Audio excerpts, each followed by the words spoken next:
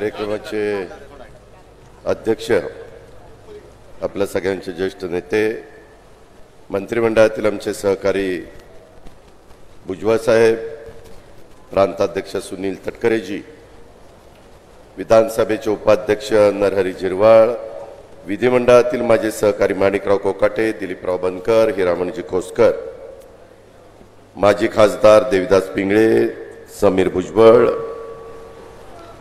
जिल्हा राष्ट्रवादी काँग्रेस पक्षाचे अध्यक्ष रवींद्र पगार, शहराचे अध्यक्ष रंजन ठाकरे, नाशिक जिल्हा राष्ट्रवादी काँग्रेसचे अध्यक्ष विष्णुपंत म्हैसदुने, कळवण नगरपंचायतचे नगराध्यक्ष कौतिक पगारजी, सुरगाण्याचे अध्यक्ष चिंतामण गावित, कळवणचे अध्यक्ष राजेंद्र भामरे, तसंच महिला अध्यक्ष प्रेरणाताई बलकवडे, उदयकुमार आहेर, नानासाहेब महाले, धनंजय पवार, राजू पवार, भूषण पगार, सर्व उपस्थित असणारे माझ्या कळवण, सुरगाणा, नाशिक या जिल्ह्यातून आणि दोन्ही तालुक्यातून आलेले सर्व सन्माननीय पदाधिकारी, प्रतिष्ठित नागरिक, शेतकरी, पत्रकार मित्र,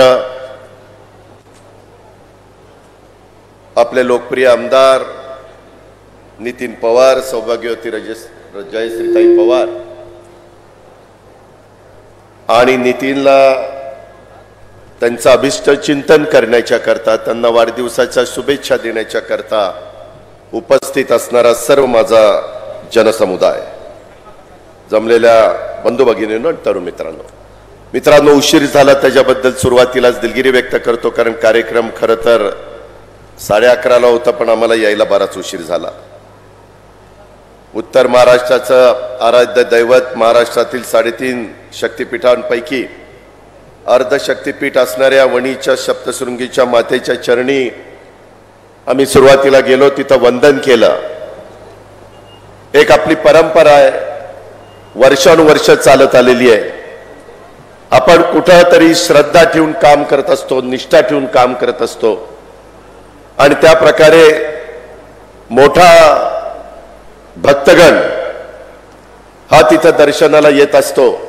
तिथं अनेक प्रकारच्या सोयी छगन भुजबळ साहेब या जिल्ह्याचे पालकमंत्री असताना केलं. मला आठवतंय सुरुवातीच्या काळामध्ये लोकांना चालत जावं लागायचं, त्रास व्हायचा. आता रस्ते रुंद झालेले आहेत, वर जाण्याच्या करता सोय झालेली आहे. ज्या काही सुविधा देता येतील त्या सुविधा देण्याचा प्रयत्न केलेला आहे. आणि आज देखील मी तिथं जात असताना माझ्यावर सगळे मान्यवर होते. मी तोच विचार करत होतो की अजून उद्याच्याला भाविकांना तिथं काय केलं पाहिजे, काय केल्यानंतर त्यांना अधिक सोयीचं होणार आहे, अधिक सुखकर होणार आहे, दर्शन घ्यायला त्याच्यामध्ये कुठलाही अडचण येणार नाही. मला आत्ताच नितीन सांगत होता की दादा, तिथं एक चांगल्या प्रकारचा आम्ही प्लॅन तयार केलेला आहे आणि तो प्लॅनला देखील तुम्ही मंजुरी दिली पाहिजे. मुख्यमंत्र्यांच्या अध्यक्षतेखाली तो मीटिंग असते.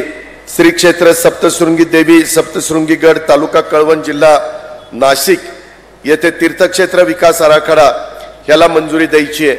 मी आपल्याला सगळ्यांना आजच्या दिवशी सांगू इच्छितो की लवकरच ती मीटिंग, माझ्या माहितीप्रमाणे सोमवारी दुपारी ती मीटिंग लागलेली आहे आणि मुख्यमंत्र्यांच्या अध्यक्षतेखाली आहे.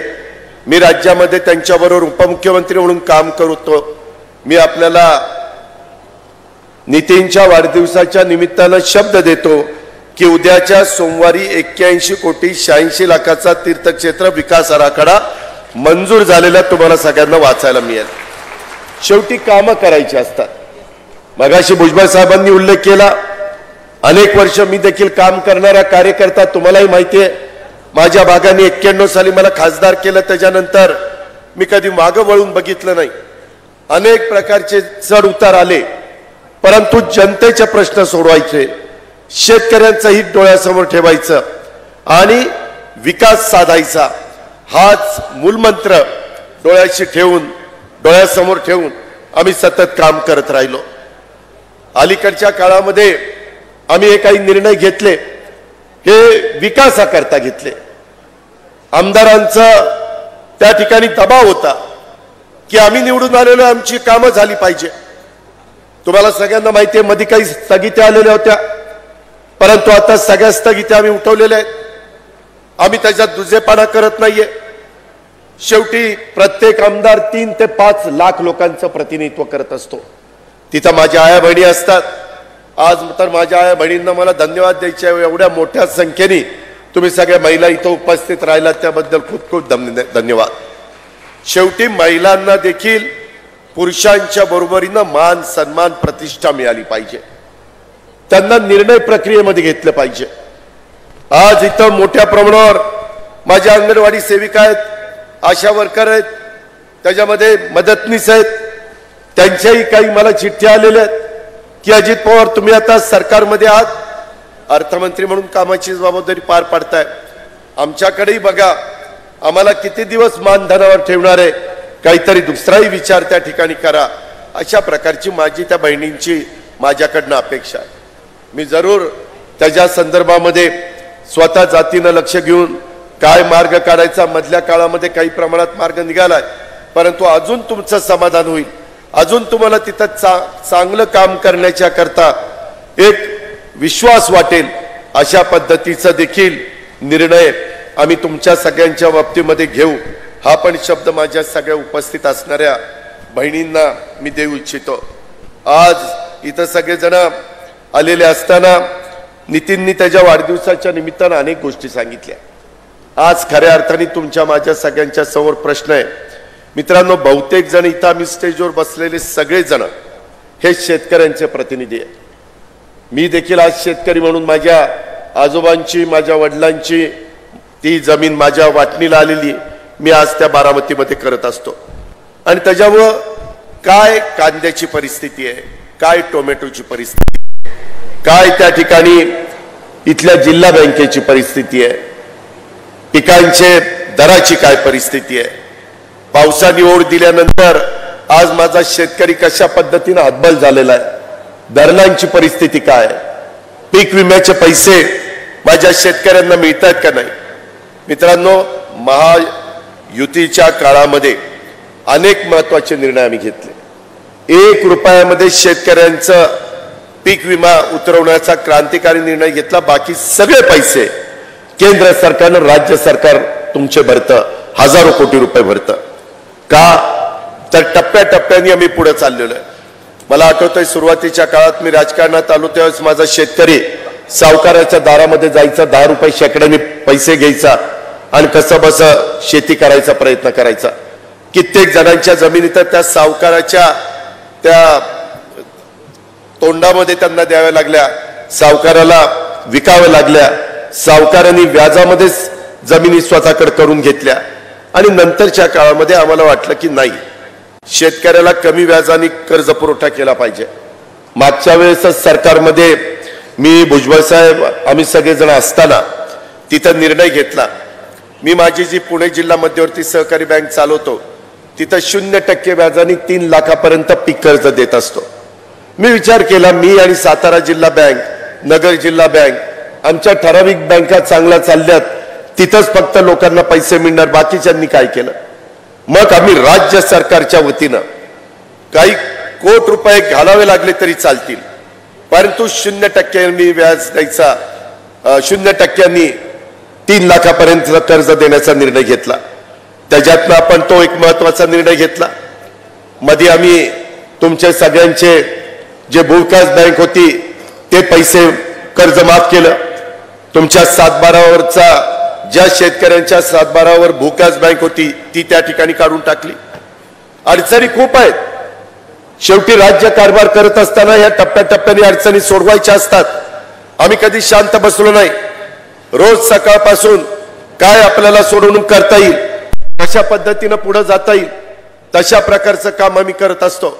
आणि हे काम करत असताना ज्याचा उल्लेख जिरवाळ साहेबांनी केला, आपली नाशिक जिल्हा बँक संपूर्ण महाराष्ट्रामध्ये शेतकऱ्यांना पीक कर्ज देणारी नंबर 1 ची बँक, ती बँक अडचणीमध्ये आली. आता ती का आली, कुणामुळे आली, कशी आली, त्याच्या खोलात मी जात नाही. त्याचं सगळं गुराळ तुम्हाला सगळ्यांना माहिती आहे. परंतु इथून पुढे ती बाहेर निघाली पाहिजे.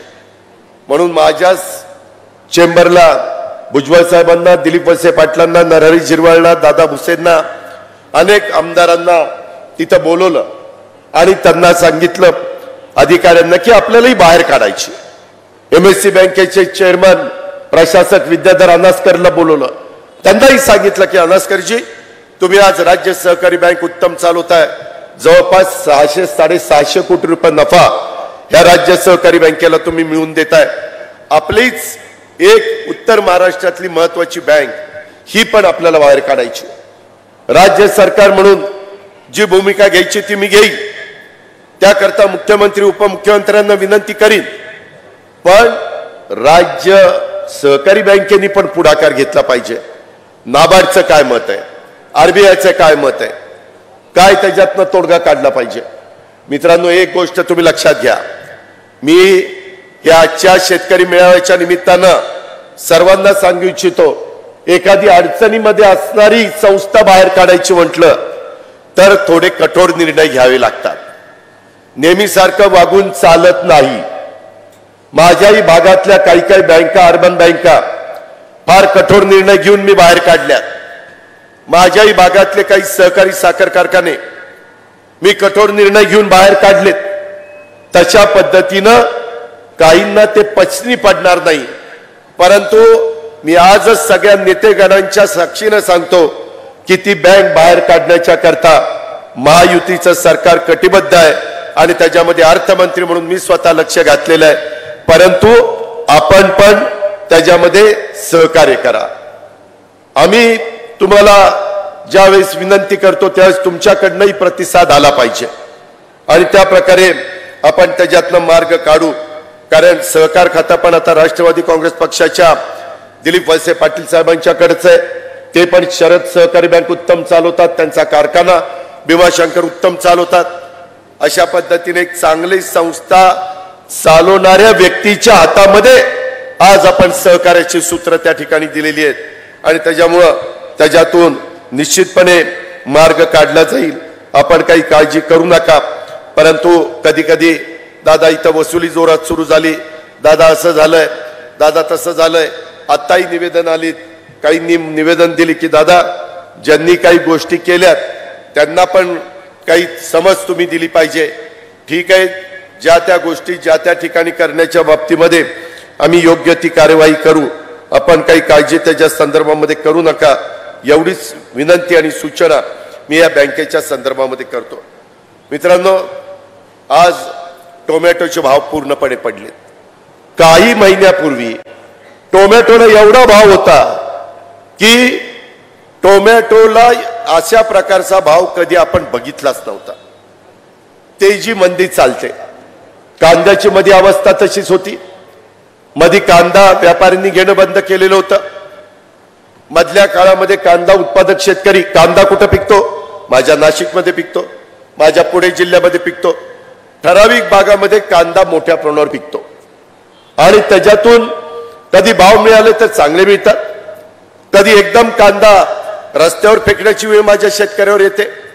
आम्ही पण विरोधी पक्षामध्ये असताना कित्येकदा कांद्याच्या माळा करून सभागृहामध्ये गेलो आणि कांद्याला अधिकचा अनुदान द्या अशा प्रकारची मागणी त्या काळामध्ये केली आणि 350 रुपये क्विंटलला ती अनुदान देण्याच्या बद्दलचा निर्णय आपण घेतला. अशा गोष्टी घडतात. परंतु मित्रांनो, शेवटी डिमांड आणि सप्लाय हे फार महत्वाचं असतं. आणि आपल्याकडे होतं काय, एखाद्याला भाव आला की एवढं पीक करतात की पुढच्या वेळेस त्याचे भाव पडलेच पाहिजे. आणि भाव पडल्यानंतर सगळेजण तिथपासून बाजूला होतात, नको आता हे करायला नको, आणि नंतर भाव वाढतात. हे जे काही ग्राहक आणि उत्पादक ह्याचा जो ताळमेळ आहे, कांद्याच्या बद्दलचा निर्णय झाल्या पियुष गोयल साहेबांना आम्ही सह्याद्रीला बोलून घेतलं. त्यांच्याबरोबर बैठक घेतली. कृषी मंत्री होते, पणन मंत्री होते, आम्ही सगळेजण होतो आणि त्याच्यातून काय मार्ग काढता येईल, त्याच्या संदर्भात एक्सपोर्टच्या बद्दल काय निर्णय घेता येईल, त्याच्यामध्ये जो काही तुम्ही टॅक्स लावलेला आहे तो टॅक्स त्या ठिकाणी काढून टाकला पाहिजे. कारण शेतकऱ्यांना ज्यावेळेस 2 पैसे मिळतात त्यावेळेस थोडंसं सबुरीनं घेण्याची गरज आहे. या प्रकारची भूमिका आम्ही सगळ्यांनी मांडली. ते म्हणले आत्ता माझ्याबरोबर अधिकारी नाहीत, 2 दिवसांनी तुम्ही पणन मंत्री आणि कृषी मंत्र्यांना दिल्लीला पाठवा, मी तिथं बैठक घेऊन त्याच्यातनं काय मार्ग काढायचा तो काढतो. आपण त्याच्या आधी साधारण 24 रुपये 10 पैसे ना, 24 रुपये 10 पैसे अशा पद्धतीनं आम्ही अमित शाह साहेबांशी बोललो, आम्ही पियुष गोयल साहेबांशी बोललो, आम्ही इतर वरिष्ठ नेत्यांच्या कानावर घातलं आणि त्याच्यामध्ये हा दर जर ठरवून दिला, चांगला दर दिला तर त्यांनी तो 2410 दिला. परंतु नाफेड ज्यावेळेस उतरतं त्याच्यामध्ये वेगवेगळ्या प्रकारे कांदा खरेदी होती, त्याच्यातनं व्यापारी पुन्हा आले, अजित पवार त्यांनी कांदा विकत घेतला की आमचे भाव पडतात, हे मार्केटमध्ये काही दरांनी कांदा विकतात.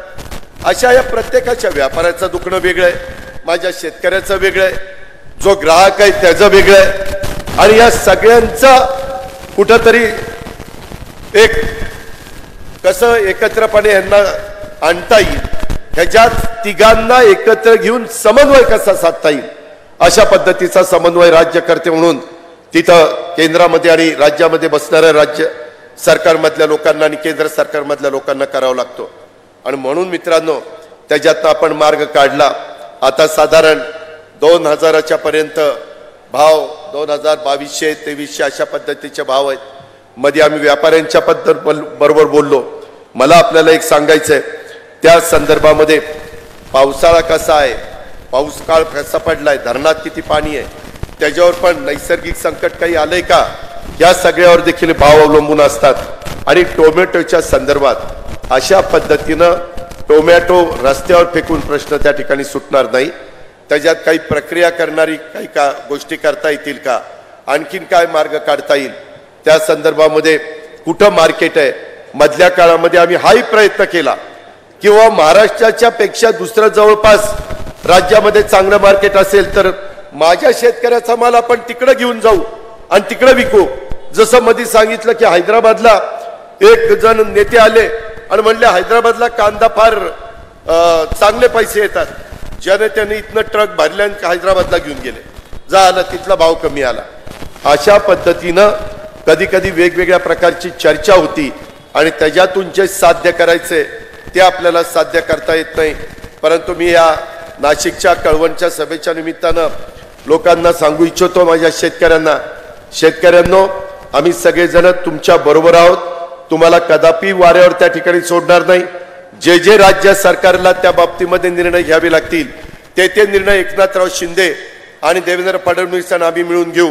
आणि जिथं केंद्रामध्ये नरेंद्र मोदी साहेब, अमित शाह साहेबांच्याकडे, पियुष गोयल साहेबांच्याकडे जाऊन तिथं पाठपुरावा करावा लागेल, तो देखील पाठपुरावा करण्याच्या करता आम्ही शेतकऱ्यांचे प्रतिनिधी कुठं कमी पडणार नाही, हा विश्वास देखील मी आपल्या सर्व सहकाऱ्यांना आजच्या सभेच्या निमित्तानं मी देऊ इच्छितो. मित्रांनो, आज कळवण विधानसभा मतदारसंघाच्या विकासासाठी अहोरात्र झटणारे विकास पुरुष स्वर्गीय A.T. पवार साहेब यांचा विकासाचा वारसा, मी त्यांना A.T. पवार साहेबांना अभिवादन करतो, त्यांना भावपूर्ण श्रद्धांजली अर्पण करतो. परंतु आपले दादाडीचे आमदार नितीन पवार यांचा आज वाढदिवस आहे. त्यांना आपल्या सर्वांच्या वतीनं मी वाढदिवसाच्या मनापासून शुभेच्छा देतो. आई सप्तशृंग माता त्यांना निरोगी दीर्घायुष्य देव ही देखील प्रार्थना मी सप्तशृंगी मातेला या निमित्तानं करतो. मी मागाशी सांगितलं की त्यांनी ती मागणी केली, ती मागणी मी त्या बाबतीमध्ये पूर्ण करतो. आज जवळपास 494 कोटी रुपयाचा विकास कामाचं भूमिपूजन लोकार्पण इथं झालेलं आहे. नितीननी सांगितलं की 1100 कोटी रुपयाची कामं माझ्याकडे आतापर्यंत झाली आणि आता वर्षभर राहिलेलं आहे आणि त्याची अपेक्षा अजून 400 कोटी रुपयाची कामं माझ्या भागामध्ये द्यावी. मी आपल्याला जाहीरपणे सांगतो, 1100 कोटीची कामं त्यांनी 4 वर्षात केली. 5 वर्षांनी ज्यावेळेस मी त्याला इथं मत मागायला येईल तुमच्या सगळ्यांच्याकडं, त्यावेळेस त्याच्या मतदारसंघात 1500 कोटी रुपयाची कामं झालेली असतील, हा शब्द देखील अजित पवार अर्थमंत्री या नात्याने मी तुम्हाला देतो. शेवटी कामं झाली पाहिजेत. तिथले महत्वाचे प्रश्न म्हणजे आपला ओतूरच्या संदर्भातला प्रश्न, त्या बाबतीमध्ये आपल्याला सगळ्यांना माहिती आहे की पाठीमागच्या काळामध्ये जलसंपदा विभागाच्या बाबतीत कळवण तालुक्यातला ओतूरचा मुख्य धरणाच्या विशेष दुरुस्तीच्या कामाला निधीची तरतूदची होऊन सुप्रमा मिळण्याबाबत सुधारित प्रशासकीय मान्यता, त्याला सुप्रमा म्हणतात, ती एपीसी देते. एपीसीचे अध्यक्ष आहेत अर्थमंत्री म्हणजे अजित पवार. त्याच्याकडे मी मीटिंग लावायला सांगतो आणि त्यांना सुप्रमाला परवानगी द्यायला सांगतो. त्याच्यामुळे तुमचा ओतूरचाही प्रश्न त्या ठिकाणी निकाली निघेल. ह्याच्यामध्ये जी काही तुम्हाला मान्यता पाहिजे, सुप्रमासाठी वित्त आणि नियोजन विभागाची तुम्हाला मदत लागणार आहे, त्याच्या संदर्भामध्ये हा प्रश्न इथल्या राजकीय दृष्ट्या आणि सामाजिक दृष्ट्या देखील महत्त्वाचा प्रश्न. शेवटी तुम्ही आम्हा लोकांना आमदार करता कशा करताय? माझ्या तरुण तरुणींचे प्रश्न सुटावेत, आया बहिणींचे प्रश्न सुटावेत, वडीलधाऱ्यांचे प्रश्न सुटावेत, माझ्या शेतकऱ्यांचे प्रश्न सुटावेत, शेतमजुराचे सुटावेत, त्या करता मित्रांनो, आज मी तुम्हाला सगळ्यांना सांगतो, कारण नसताना सध्या बदनामी चाललेली आहे. 1.5 लाख 1,50,000 एवढी नोकर भरती महाराष्ट्राच्या वेगवेगळ्या विभागामध्ये करण्याचा निर्णय महायुतीच्या सरकारने, एकनाथराव शिंदे, देवेंद्रजी आणि आम्ही सगळ्यांनी मिळून घेतलेला आहे. त्याच्यामध्ये कॉन्ट्रॅक्ट करून लोकांची दिशाभूल करतायत, तरुणांची दिशाभूल करतायत. कॉन्ट्रॅक्टच्या संदर्भामध्ये मी आपल्याला सगळ्यांना काही उदाहरण देतो. कधी कधी तुमच्या प्राथमिक आरोग्य केंद्रामध्ये डॉक्टर रिटायर होतो, नर्सेस रिटायर होतात, तातडीनं शिक्षक भरती करावी लागते. भरती काही एका दिवसात होत नाही, त्यावेळेस 6 महिने वर्ष जातं. त्याकरता तात्पुरतं नवीन भरती येईपर्यंत कॉन्ट्रॅक्ट आपण करतो. कारण एखादा विषय शिकवणारा शिक्षकच रिटायर झाला तर मुलांना काय सांगायचंय? आता शिक्षक रिटायर झाला, नवीन शिक्षक आल्यावर तुम्हाला शिकवेल असं सांगून चालणार आहे? नाही चालणार. आणि त्याच्यामुळं पहिल्यांदा मी पण महाराष्ट्रामध्ये भुजबळ साहेब आम्ही अनेक वर्ष सरकारमध्ये मंत्री म्हणून, उपमुख्यमंत्री म्हणून काम करतोय. कधी 1.5 लाखाची भरती अशी झालेली नव्हती. ती आता तलाठी असतील, आमचे पोलीस असतील, आमचे शिक्षक असतील, आमचे आरोग्य विभाग असेल, आमचा कृषी विभाग असेल, आमचा जलसंपदा विभाग असेल, जलसंधारण विभाग असेल, अशा अनेक विभागामध्ये मिळून आपण आज 1.5 लाखाची भरती त्या ठिकाणी करतोय. मला आठवतंय मधल्या काळामध्ये इथं नरहरी झिरवाळ, आमचे नितीन पवार, हिरामण खोसकर, या सगळ्या माझ्या आदिवासी भागाचं प्रतिनिधित्व करत असणाऱ्या सहकारी मित्रांनी मला सांगितलेलं होतं की अजित पवार, तुम्ही आमचा हा प्रश्न निकाली काढा.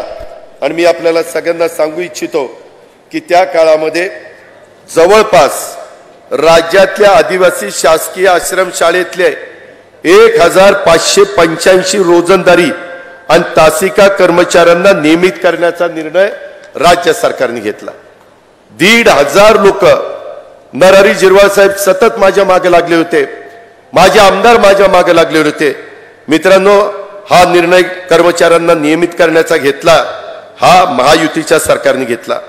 आदिवासी समाजाच्या करता महत्वाची ठक्कर बाप्पा आदिवासी वस्ती सुधारणा योजना प्रभावी अंमलबजावणीसाठी आम्ही मंत्रिमंडळ उपसमितीची स्थापना केली.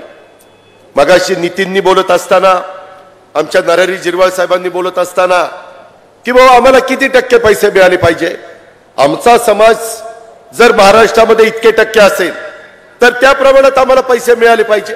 बरोबर आहे. आताच्या काळामध्ये थोडे पैसे त्या ठिकाणी कमी दिले गेले. माझ्याच उपस्थितीमध्ये बैठक झाली, त्याच्यामध्ये साधारण माझ्या लक्षात आलं 2.5 ते 3.5 कोटी रुपये यांना जे अधिकचे द्यायला पाहिजे होते ते दिले गेलेले नाहीयेत. अजूनही नागपूरचं हिवाळी अधिवेशन आहे. मी ताबडतोब अधिकाऱ्यांना सांगितलं की मुख्यमंत्री आणि उपमुख्यमंत्र्यांशी बोलून आपण मार्ग काढू, नियमाने मार्ग काढायचा आहे. चूक ही सरकारकडनं झालेली आहे आणि त्याच्यातून हे 2.5 ते 3,000 कोटी रुपये आपण 31 मार्चच्या आत महाराष्ट्रातल्या आदिवासी विभागाच्या करता देतोय. त्याचा फायदा राज्यातल्या आदिवासी सगळ्या विभागाला झाल्याशिवाय राहणार नाही. हा कसा होणार आहे? 3000 पेक्षा जास्त आदिवासी लोकसंख्या असतील तर पूर्वी ठक्कर बाप्पामध्ये 31,35,000 जास्तीत जास्त दिले जायचे आणि कमीत कमी 10 लाख 5 लाख दिले जायचे. आता आपण जिथं 31,35,000 दिले जायचे तसे 3000 पेक्षा जास्त आदिवासी लोकसंख्या क्षेत्राकरता 1 कोटी रुपये द्यायचा निर्णय घेतला. 1 करोड रुपये. नंतर 1,500 ते 3,000 लोकसंख्येच्या करता 75 लाख, 1,000 ते 1,500 पर्यंत लोकसंख्येला 50 लाख आणि 500 ते 999 त्या लोकसंख्येच्या साठी 1,500 ते 999 40 लाख अशा पद्धतीनं आणि 101 ते 499 पर्यंत 20 लाख अशा पद्धतीनं ही ठक्कर बाप्पाची योजना. त्यामुळं कोणत्याही आदिवासी बांधवाचं गाव, वाडी, वस्त्या, पाडे याच्यातून सुटणार नाही. निश्चितपणे त्यांचा विकास ह्या माध्यमातून होईल. त्याच्याकरता लोकसंख्येनुसार आर्थिक निकषात बदल आपण करण्याचा निर्णय घेतला आणि त्याची प्रभावीपणे अंमलबजावणी आपण सगळेजण करणार आहोत. त्याची पण नोंद आपण सगळ्यांनी या निमित्ताने घ्यावी. मित्रांनो, आज बोलत असताना आमच्या नितीन पवारांनी इथल्या एका साखर कारखान्याचा उल्लेख केला. त्याच्या संदर्भामध्ये त्यांनी सांगितलं की दादा, इथला वसंतदादा सहकारी साखर कारखाना, मला एक कळत नाही किंवा कादवा कारखाना चांगला चालतो. मध्ये एक असाच बंद पडलेला कारखाना दिलीप बनकरांनी घेतलाय, ते आता चांगला चालवत आहे. आपल्या संस्था का बंद पडताय? आपण काय कमी कशामुळे पडतोय? असं नाही करून चालणार. आज मित्रांनो, कळवण, देवळा, सटाणा, मालेगाव 4 तालुक्याचं कार्यक्षेत्र वसंतदादा सहकारी साखर कारखान्याचं आहे. आणि ते अभिजित पाटील म्हणून कुणी घेतला होता, त्यानं आता तो कारखाना सोडला. मी मधी या 3-4 आमदारांची चर्चा केली की कुणी चांगला एखादा मजबूत असा माणूस आहे का की जो कारखाना चालवायला घेईल. मागच्या काळामध्ये तुमचा कारखाना चांगला चालत होता, भाव चांगला मिळत होता, परंतु काय तिथं दृष्ट लागली आणि आपल्या कारखान्याचं नुकसान झालं, आपल्या शेतकऱ्याचं त्याच्यामुळे नुकसान झालं. आता हे सगळं करत असताना आपल्याला त्या कारखान्याच्या बद्दल तुमच्याकडे पण एखादा जर कुणी वार्षिक भाडे कराराने घ्यायला तयार असेल तर त्याला आमच्याकडे आणा, दिलीप वळसे पाटलांच्याकडे न्या, आम्ही त्यांच्याशी चर्चा करू. कुणी त्याच्यामध्ये पुढाकार घेत असेल तर जरूर आपण त्याच्यामध्ये इतर काही मदत पाहिजे असेल तर ती मदत करू. पण कुणीतरी इथल्या स्थानिकांनीच पुढाकार घेतला पाहिजे किंवा जे चांगले कारखाने चालवतात त्यांनी त्याच्यामध्ये पुढाकार घेतला पाहिजे. मित्रांनो, इथं कारखान्यांना भाव इतके कमी देतात. मी ज्या भागातनं येतो त्या भागामध्ये मी मधी भाव काढला, 3,350 रुपये टनाला भाव काढला उसाला. इथं भाव आहेत 2,700, 2,600, 2,500. कस काय मेळ खायचा? जर बाहेरच्या भागातले लोक एवढा भाव देऊ शकतात तर आपण का देऊ शकत नाही? ह्याचं कुठंतरी आत्मचिंतन, आत्मपरीक्षण केलं पाहिजे ना. नुसतं दुसऱ्याकडे बोट दाखवून नाही चालणार. आपल्याला काय सुधारणा केली पाहिजे ते पण आपण पाहिलं पाहिजे. त्याच्यात जी मदत पाहिजे ती मदत आपण करू ना. नैसर्गिक संकट आलं, मार्ग काढू. त्याच्यातनं काही आणखीन आर्थिक मदत पाहिजे, मार्ग काढू. पॅकेज द्यायचंय, मार्ग काढू. आताही राज्य सरकारने काही अडचणीतल्या कारखान्यांना पॅकेज देण्याच्या बद्दलचा निर्णय घेतलेलाच आहे आणि म्हणून त्या पद्धतीनं या बाबतीमध्ये आपल्याला पुढे जावं लागेल. आज बोलत असताना नितीननी बऱ्याच अडचणी सांगितल्या. नवीन वर्ग खोल्या दुरुस्तीच्या बद्दलचं त्यांनी सांगितलं. बहुउद्देशीय आदिवासी भवन ते पण त्यांनी आपल्या A.T. पवार साहेबांच्या नावाने एक बहुउद्देशीय आदिवासी भवन करण्याच्या बद्दलचा उल्लेख त्यांनी त्या ठिकाणी केला. त्याच्याचबरोबर बिरसा मुंडा ह्याच्या संदर्भामध्ये 100% आदिवासी मतदारसंघातले अनेक रस्ते मुख्य रस्त्यांना जोडण्याच्या करता बिरसा मुंडा आदिवासी उपयोजनेअंतर्गत मंजुरी देऊन निधी देण्याच्या बद्दल, त्याच्याही बद्दल माझं, डॉक्टर विजय गावित, नरहरी जिरवाळ आम्ही सगळ्यांनी चर्चा करून मार्ग काढलेला आहे आणि त्याच्यात लवकरच तुम्हाला निधी त्याच्यातनं मिळणार आहे. आगामी सिंहस्थ कुंभमेळावा 2027च्या धर्तीवर काही रस्ते कामांचा समावेश करून मंजुरी मिळावी अशी मागणी केलेली आहे। परवाच हॅमच्या करता मला वाटतं नितीननी काही रस्ते मला सुचवलेले आहेत, ते रस्ते देखील हॅममध्ये टाकण्याच्या करता मी तुमच्या मतदारसंघामध्ये तुम्हाला मदत करील। आणि मगाशी एक बोलताना उल्लेख करण्यात आला की बरेच PWDचे वेगवेगळे प्रकारचे रस्ते असतात आणि त्याच्यामध्ये झालंय काय, मी 3 दिवसापूर्वी का 2 दिवसापूर्वीच बैठक घेतली आणि त्याच्यामध्ये PWDच्या अधिकाऱ्यांना, फायनान्सच्या अधिकाऱ्यांना, प्लॅनिंगच्या अधिकाऱ्यांना बोलून घेतलं आणि म्हणलं नक्की तुम्ही मला सांगा की राज्यामध्ये एकंदरीत वेगवेगळे राज्यमार्ग किंवा वेगवेगळ्या प्रकारचे जेवढे काही मार्ग आहेत PWD मार्फत होतात ते किती चाललेले आहेत आणि त्याला किती हजार कोटी रुपये लागणार आहेत। मित्रांनो, त्याच्यामध्ये खूप मोठी तफावत मला पाहायला मिळाली।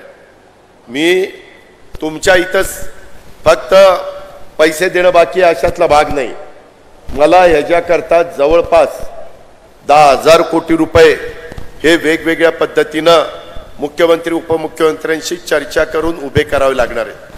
मी ऑलरेडी फायनान्स विभागाला कामाला लावलेलं आहे, त्यांना सांगितलं लोकांचे रस्त्याची कामं झाली कॉन्ट्रॅक्टरकडनं आणि बिलं नाही दिली गेली तर ते पुढची कामं करणार नाही आणि रस्ता तसाच अर्धवट राहील।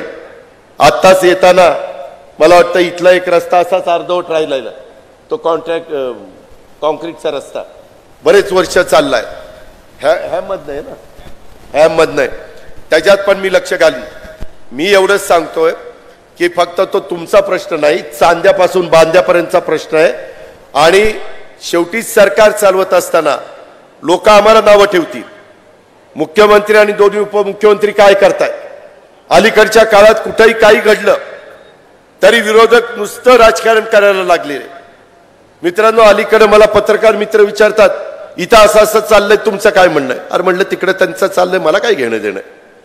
आज मला विकासाच्या शिवाय म्हणलं तुमच्याशी जास्त बोलायचंच नाही आणि त्यामुळं आपल्याला आपल्या भागाचा, आपल्या जिल्ह्याचा, आपल्या तालुक्याचा, आपल्या परिसराचा कायापालट करून घ्यायचा आहे। मगाशी बोलत असताना जे काही नितीननी सांगितलं की बाबा इथं अर्जुन सागर इथं 12 हेक्टर जमीन आहे, त्या 12 हेक्टर जमिनीच्या बाबतीमध्ये त्यांना एक नवीन काही गोष्ट करायची आहे, त्या संदर्भात नितीन मी मुंबईमध्ये मीटिंग लावीन, आपण एकत्र बसू आणि इथं पर्यटन विकसित करण्याच्या करता, आदिवासी नागरिकांना रोजगार निर्माण होण्याच्या करता, पर्यटन स्थळ विकसित करण्याच्या करता जे काही करावं लागेल ते करण्याच्या करता आपण मान्यता देऊ। कारण माझ्या एक गोष्ट इथं लक्षात आली, मी ज्यावेळेस इकडच्या भागामध्ये निघालेलो होतो त्यावेळेस माझ्या एक गोष्ट अशी लक्षात आली की साधारण आपल्या इथं शेजारी गुजरात राज्य आहे आणि गुजरात राज्यात पलीकडच्या बाजूला चांगल्या पद्धतीनं पर्यटनाच्या संदर्भामध्ये काम हे निश्चितपणे झालेलं आहे। तशा प्रकारे आपल्या सुरगणाच्या परिसरामध्ये जर झालं तर त्याचा फायदा हा माझ्या भागातल्या लोकांना निश्चित झाल्याशिवाय राहणार नाही आणि म्हणून ह्या सगळ्याचा विचार करून एकतर आपला सुरगणा तालुका हा आकांक्षित तालुका आहे, त्याच्या आकांक्षित तालुक्याच्या ज्या ज्या काही गोष्टी असतील त्या सगळ्या गोष्टीचा फायदा आम्ही तुम्हाला करून देऊच देऊ। परंतु ह्या सगळ्या गोष्टी करत असताना साधारण आपल्या इथल्या भागाच्या करता माझ्या माहितीप्रमाणे इथं जी काही शेजारचा राज्य आहे त्या भागामध्ये साधारण रोजगार मिळण्याच्या दृष्टिकोनातनं एक पर्यटनाला चालना देण्याचं काम तिथं झालेलं आहे आणि हे पर्यटनाला चालना देत असताना तिथं आजूबाजूच्या भागातले लोकांना पण एक चांगल्या प्रकारचं काम हाताला मिळालेलं आहे आणि तशा पद्धतीनं मला नितीननी सांगितलं होतं की दादा ह्या संदर्भामध्ये तुम्ही पण आम्हाला चांगल्या प्रकारची मदत करा।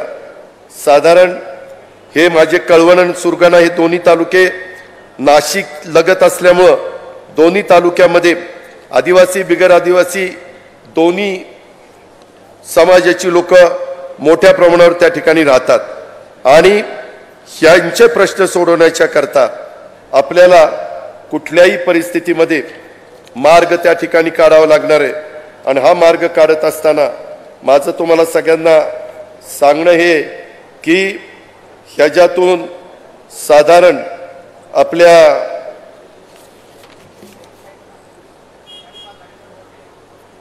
कळवण पट्ट्यात डोंगरादेव उत्सव जो त्या ठिकाणी होतो आणि इथं मोठ्या प्रमाणावर लोक त्या बाबतीमध्ये येत असतात. इथल्या भागातल्या लोकांच्या मध्ये एक खेळामध्ये देखील आवड आहे. अलीकडच्या काळामध्ये खेळाला देखील चांगल्या पद्धतीनं मान्यता मिळते. आत्ताच्या पण स्पर्धा चाललेल्या आहेत त्याच्यात खूप चांगल्या प्रकारचं पदकं कमवण्याचं काम आपल्या भारताने केलेलं आहे. कळवण हा गुजरात राज्याच्या सीमेवरचा तालुका. गुजरातनं या सीमेवर सापुतारा गाव पर्यटन क्षेत्र म्हणून चांगलं विकसित केलेलं आहे आणि या सापुतारा गाव विकसित करत असताना त्या तुलनेमध्ये आपल्या इथं 10% देखील सुविधा उपलब्ध झालेल्या नाही आहेत. मला नितीन तुला सांगायचंय जसं सापुताऱ्याच्या संदर्भामध्ये काही चांगल्या गोष्टी गुजरात सरकारने केलेल्या आहेत त्याच्यातल्या काय बाबी आपण देखील आपल्या सुरगाणाच्या परिसरामध्ये करू शकतो त्या संदर्भात तुम्ही मला जरा एक प्रपोजल दिलं तर आपण त्या बाबीची सुरुवात करूया. जसं आता माणिकराव कोकाटे इथं बसलेले आहेत. माणिकराव कोकाटेंनी मध्ये माझ्याकडनं एक मीटिंग लावून घेतली आणि ती मीटिंग लावून त्यांनी एक चांगल्या प्रकारचा तिथं पर्यटनाला चालना देण्याच्या दृष्टिकोनातनं एक प्रकल्प माझ्याकडनं मंजूर करून घेतलेला आहे. त्याच धर्तीवर आपण आपल्याही सुरगाणा आणि कळवणच्या भागामध्ये ती गोष्ट त्या ठिकाणी करू शकू ही पण खात्री मला या सभेच्या निमित्तानं आपल्याला सगळ्यांना द्यायची आहे. तशाच पद्धतीनं आज मला तुम्हाला दुसऱ्या एक सैनिकी स्कूलच्या बद्दल एक आपल्या नितीन पवारांनी सांगितलं आणि जलसंपदा विभागाच्या संदर्भात जलसंधारण सोनगीर आदिवासी साठवण तलाव आदिवासी विभागाकडे सतखाम असे 4-5 त्यांनी साठवण तलाव सांगितलेले आहेत. त्याही बद्दल मध्ये मी मीटिंग घेतलेली होती आणि त्याच्यातली पण काही कामं आपण मित्रांनो मार्गी लावलेली आहेत. बसेसच्या बद्दल एक त्यांनी मागणी केलेली आहे. मधल्या काळामध्ये एसटीला पण चांगल्या प्रकारच्या बसेस देण्याच्या करता राज्य सरकारने महत्त्वाचा निर्णय घेतलाय. बऱ्याच आमदारांच्या मतदारसंघामध्ये चांगल्या नव्या कोऱ्या बसेस देण्याच्या बद्दल आम्ही त्या ठिकाणी पावलं उचलली पाठवल्या. पण मी आता पुढच्या टप्प्यामध्ये आता येणाऱ्या ज्या बसेस आहेत त्याच्यातल्या तुमच्या मतदारसंघामध्ये नवीन बसेस पाठवण्याच्या संदर्भातली कारवाई 100% करेन याबद्दलची पण ग्वाही मी आजच्या सभेच्या निमित्तानं आपल्या सर्व सहकारी मित्रांना करतो. आणि आजच्या ह्या एकंदरीत सभेच्या निमित्तानं अनेक प्रश्न आपल्या नितीननी इथं उपस्थित केलेले होते. त्या सगळ्या प्रश्नाच्या संदर्भामध्ये मी वरचेवर बैठका घेऊन मी असेल भुजबळ साहेब असतील नितीन झिरवाळ साहेब असतील बाकीचे सगळे असतील संघटनेच्या बाबतीमध्ये सुनील तटकरे साहेब आपल्याला मदत करतील आम्ही त्याच्यामध्ये लक्ष घालू. परंतु बाकीच्या बाबतीमध्ये मदत करत असताना माझी तुम्हाला सगळ्यांना मी ग्वाही देतो की तुम्ही कुठल्याही प्रकारचा कोणताही मनामध्ये विचार आणू नका. एका नवीन विचाराने आम्ही सगळेजण पुढे चाललोय. देशामध्ये नरेंद्र मोदी साहेबांचं एक मजबूत नेतृत्व भारताचे पंतप्रधान म्हणून मिळालेले आपल्याला आहेत. आज त्यांनी महिलांना खासदारकी करता आमदारकी करता आरक्षण दिलेलं आहे. इथून पुढच्या काळामध्ये खासदार आणि आमदार देखील महिला मोठ्या प्रमाणावर निवडून देण्याचं काम केलं जाणार आहे. आणि अशा पद्धतीचा हा प्रयत्न करत असताना आपल्याला आपल्या राज्यामध्ये शाहू फुले आंबेडकरांचा विचार हाच पुढे घेऊन गेल्याशिवाय गत्यंतर नाही.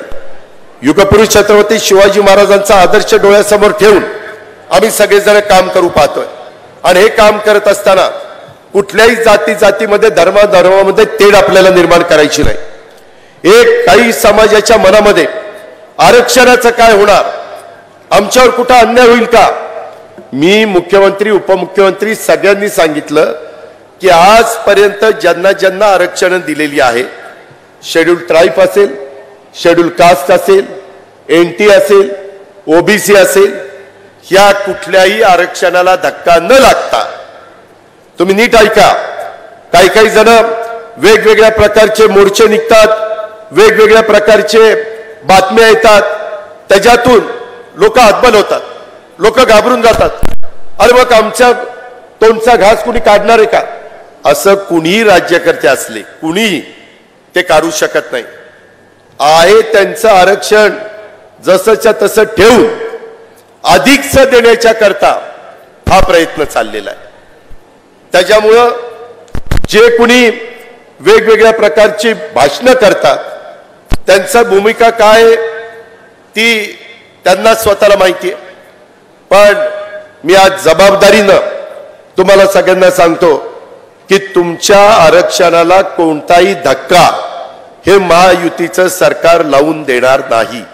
तुमचा अधिकार तुम्हालाच तो राहील, त्याबद्दल आपण किंचित शंका मनामध्ये बाळगू नका.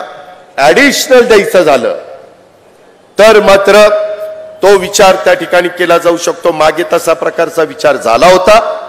दुर्दैवाने एकदा तो हायकोर्टात टिकला नाही, त्याच्यानंतर एकदा सुप्रीम कोर्टात टिकला नाही. वेगवेगळे समाज आपापल्या वर्गाच्या करता आरक्षण मागतात. संविधानाने तो अधिकार त्यांना दिलेला आहे. कायद्याने घटनेने प्रत्येकाला आपली मागणी मांडण्याचा अधिकार दिलेला आहे. परंतु ती मागणी ती कायद्याच्या नियमाच्या चौकटीत बसवण्याचं काम हे राज्यकर्त्यांना करावं लागतं. उगीच उठलो आणि हा दिलं सगळ्यांना आरक्षण असं म्हणून चालत नाही. ती वेळ मारून नेण्यासारखं होतं. त्याच्यामुळं ह्याही बाबतीमध्ये आपण सगळ्यांनी अतिशय विश्वास त्या बाबतीमध्ये ठेवावा, अशा प्रकारची विनंती आज मी नितीनच्या वाढदिवसाच्या निमित्तानं उपस्थित असणाऱ्या माझ्या सहकाऱ्यांना करू इच्छितो. आणि काही नवीन एक बातम्या सुटल्यात अलीकडच्या काळात. आता मध्ये 2-3 दिवस मी आजारी होतो, बातम्या चालवल्या अजित पवार नाराज म्हणूनच कॅबिनेटला गेले नाही. अरे बाबा, तब्येत बेकार आहे, वाईट आजारी आहे आणि कुठं कॅबिनेटला जाता.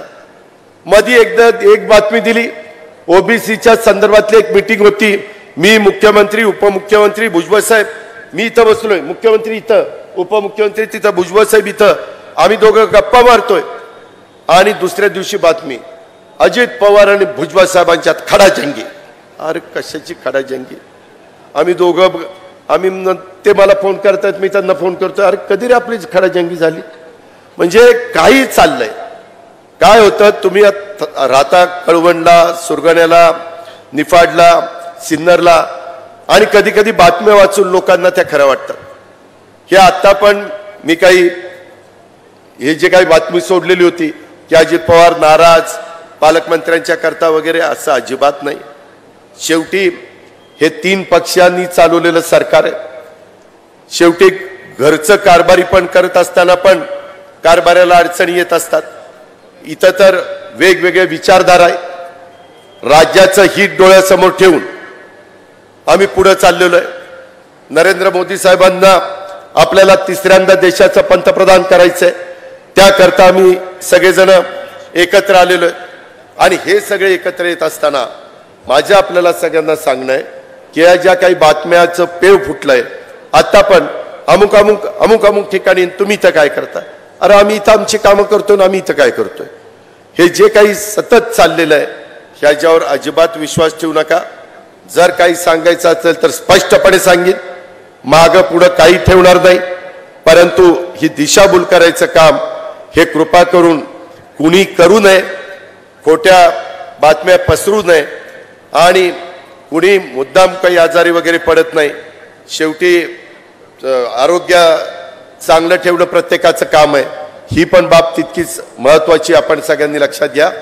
आणि भुजबळ साहेब, आम्ही सगळेजण, एकनाथराव शिंदे, आपले देवेंद्र फडणवीस, आम्ही सगळे ह्या महाराष्ट्राचा उद्याच्याला चांगल्यातला चांगला विकास सर्वांगीण व्हावा, सगळ्यांचं भलं व्हावं.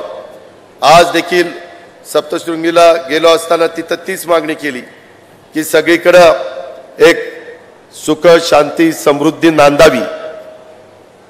गणेशोत्सव चांगला पार पडलेला आहे. नवरात्र दसरा चांगल्या पद्धतीने पार पडावा. येणारी दिवाळी दसरा चांगल्या पद्धतीने व्हावा आणि राहिलेल्या दिवसात पाऊस पडून धरणं जर भरली तर माझ्या शेतकऱ्याच्या चेहऱ्यावर एक आनंद पाहायला मिळेल. तशा पद्धतीचा माझ्या शेतकऱ्याच्या चेहऱ्यावर आनंद पाहायला मिळावा हीच मी देवीला प्रार्थना केलेली आहे. देवीला साकडं घातलेलं आहे. ह्याच्यापेक्षा काही दुसरं मागणं त्या ठिकाणी केलेलं नाही.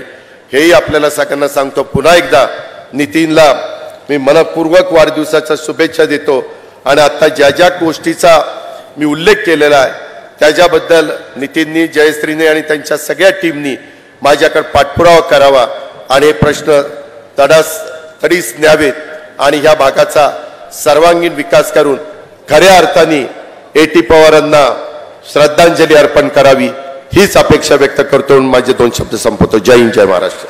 धन्यवाद दादा.